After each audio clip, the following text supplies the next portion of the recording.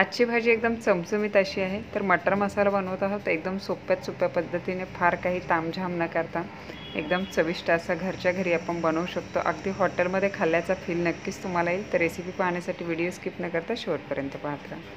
भाजीसाठी आपल्याला मटर लागणार आहे। तर सध्या सीझन देखील आहे, तर सहज आपल्याला बाजारामध्ये ताजे हे मटर किंवा वाटाणे आपल्याला सहज मिळतात। फ्रोझनपेक्षा ताज्या मटरची चव जी आहे ना भाजीमध्ये छान लागते। सगळ्यात आधी भाजीसाठी लागणारा मसाला तयार करून घ्या। थोडंसं तेल टाकलेलं आहे, त्याच्यामध्ये हे मीडियम साईजचे 2 कांदे असे मोठे कापून आपल्याला परतून घ्यायचे। थोडेसे मऊ झाले की याच्यामध्ये 10 ते 12 लसूण पाकळ्या टाकलेले आहे, एक आल्याचा तुकडा टाकलेला आहे आणि एक हिरव्या मिरचीचे असे तुकडे करून टाकलेले आहे। आता हे सगळं आपल्याला परतून घ्यायचं आहे। खूप कलर चेंज होतपर्यंत वगैरे परतून घ्यायचं नाही, हलकासा कलर इथे चेंज व्हायला लागलेला आहे। त्यानंतर याच्यामध्ये लहान आकाराचे 2 टोमॅटो कापून टाकलेले आहे आणि थोडीशी कोथिंबीर टाकलेली आहे। आता हे सगळे टोमॅटो मऊ होतपर्यंत आपल्याला परतून घ्यायचे आहे। तर सारखं हे मिक्स करत राहायचं आहे, म्हणजे सगळ्या बाजूने हे व्यवस्थित असं परतलं जाईल। मसाला एकदम साधा सोपा आहे, फक्त कांदा जो आहे ना परतताना आपल्याला हलकासा सोनेरी कलर येईल इथपर्यंतच आपल्याला या मसाल्यामध्ये परतून घ्यायचं आहे। यामध्ये जर तुम्हाला काजू ॲड करायचे असेल तर काजू देखील तुम्ही ॲड करू शकता। तर मसाला आपला भाजून झालेला आहे, थंड झाल्याच्या नंतर मिक्सरमध्ये वाटून घ्यायचा आहे। तोपर्यंत इथे 1 ग्लास पाणी गरम केलेलं आहे, त्यात थोडंसं मीठ टाकलेलं आहे, त्यामध्ये हे ताजे वाटाणे टाकून ठेवलेले आहेत। शिजवायची गरज नाही, कारण हे ओले आहेत, पटकन शिजले जातात। पण असे पाण्यात टाकून ठेवल्यामुळे काय होतं, चव जी आहे ना वाटाण्यांची खाताना छान लागते। त्याचबरोबर कलर जो आहे ना एकदम हिरवागार असा भाजीमध्ये राहतो। मसाला वाटून घेतपर्यंत आणि फोडणी टाकेपर्यंत हे पाण्यामध्ये ठेवायचे आहेत आणि नंतर लगेच काढून घ्यायचे आहेत। आता इकडे मसाला वाटून झालेला आहे, 2 चमचे तेल गरम केलेलं आहे, त्याच्यामध्ये फोडणी घालूया। पाव चमचा जिरं, एक दालचिनीचा तुकडा टाकलेला आहे आणि चक्री फुलाचं एक पाकळी टाकलेली आहे, ताजा कढीपत्ता टाकलेला आहे। त्याच्यानंतर थोडंसं 2 चमचे बारीक कापलेला कांदा याच्यामध्ये टाकलेला आहे। आता हे सगळं परतून घेऊया। तर इथे अख्खे मसाले 2 जे टाकलेले आहे, दालचिनी आणि चक्री फूल, याच्यामुळे सुगंध जो आहे ना एकदम मस्त असा येत आहे।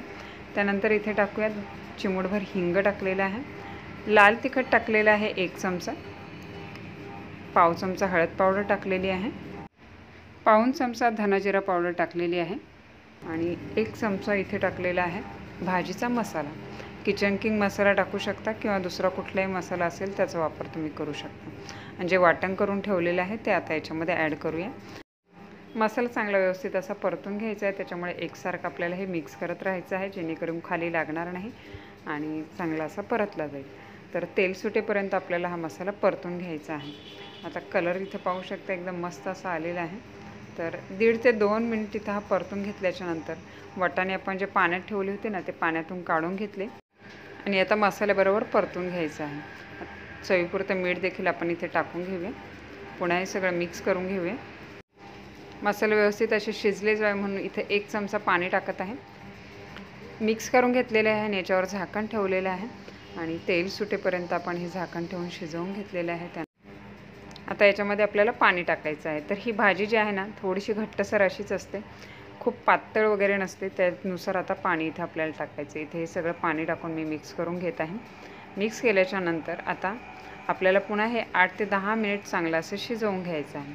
आता पाणी टाकल्याच्या नंतर थिकनेस इथे परफेक्ट वाटत आहे, शिजेपर्यंत एकदम घट्टसर पाणी याच्यामध्ये आणि याच्यामध्ये थोडीशी कसुरी मेथी वरून टाकलेली आहे। कसुरी मेथी टाकल्यामुळे चव जी आहे ना भाजीची छान येते। आता हे सगळं मिक्स करून घेऊया। थिकनेस पाहू शकता एकदम परफेक्ट असं आहे। झाकण ठेवलेलं आहे आणि लो फ्लेमवर 10 मिनिट हे शिजवून घेतलेलं आहे।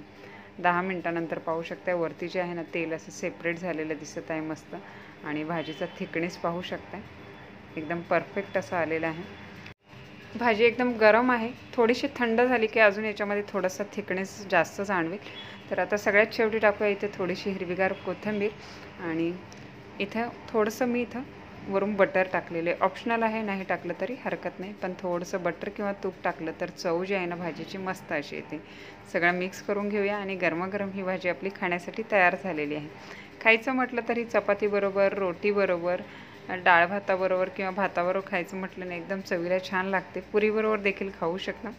त्याचबरोबर इथे गव्हाची रोटी जी आहे ना घरी आपण सहज बनवू शकतो, याची रेसिपी ऑलरेडी आपण अपलोड केलेली आहे, तिथे जाऊन तुम्ही डिटेलमध्ये रेसिपी पाहू शकता। तर रेसिपी आवडली असेल तर नक्की रेसिपीला लाईक, कमेंट, शेअर करा आणि अशाच सोप्या रेसिपी पाहण्यासाठी किटकीच्या मराठी रेसिपीला सबस्क्राईब करा। बाजूला असलेलं बेल आयकॉनचं बटन प्रेस करा, त्यामुळे येणाऱ्या सगळ्या नवीन रेसिपीचं नोटिफिकेशन सगळ्यात आधी तुम्हाला मिळेल. पुन्हा भेटूया अशाच एका नवीन रेसिपीचं. तोपर्यंत टेक केअर, बाय बाय.